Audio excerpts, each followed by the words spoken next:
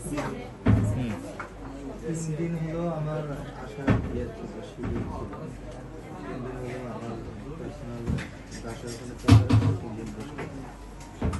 তো 3 দিন সেই 3 দিনটা রবি মঙ্গল বৃহস্পতি, সেক্ষেত্রে শুক্র শনি আমার ছুটি থাকে। তো শনিবারে তো আমি ইনশাল্লাহ আসতে পারবো, বিকেল পর্যন্ত থাকতে পারবো। শনিবার তো ফুল ডে করতেছে, ছুটি বলতে বিকেল পর্যন্ত। নিজে আমার মিসেসের ওই যে আমাদের একটা পার্সোনাল চাকর, ও বাংলাদেশ কলেজে 3 দিন মর্নিং ডিউটি করে, 3 দিন ইভিনিং, কিন্তু ওভাবে আর কি শিফটিং করে। আচ্ছা ঠিক আছে, আপনার যেভাবে আসা স্বাধীনতা, আপনি যখন যেভাবে আসার প্রয়োজন মনে করেন চলে আসবেন।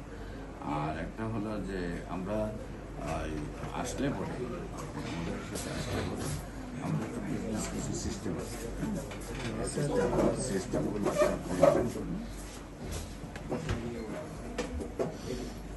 সিস্টেমগুলোতে অ্যাটেন্ড করলে আমরা আমাদের একটা টার্গেট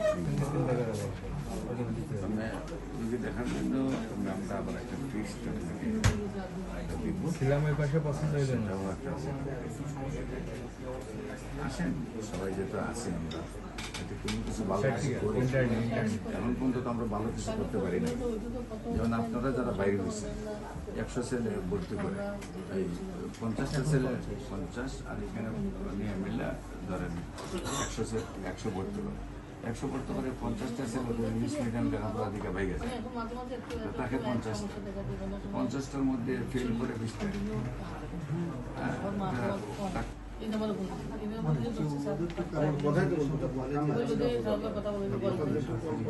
মানে 10,000 স্টুডেন্ট যারা ভর্তি করে,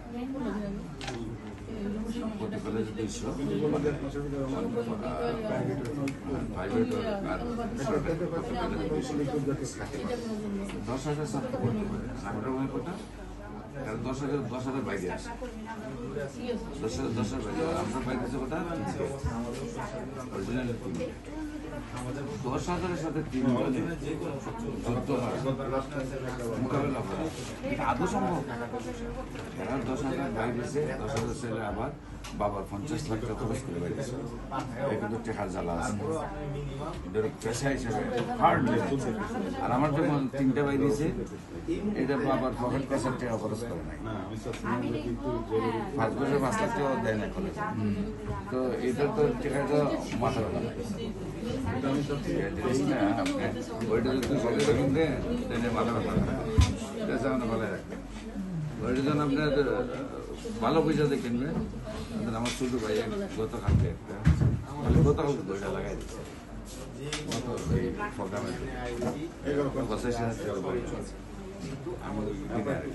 আমার 3 দিন ধরে বুকে ব্যথা হইতেছে। আমার তো 5 লাখ টাকা করে যেত, ছোট ভাই 1 টাকা বেতন।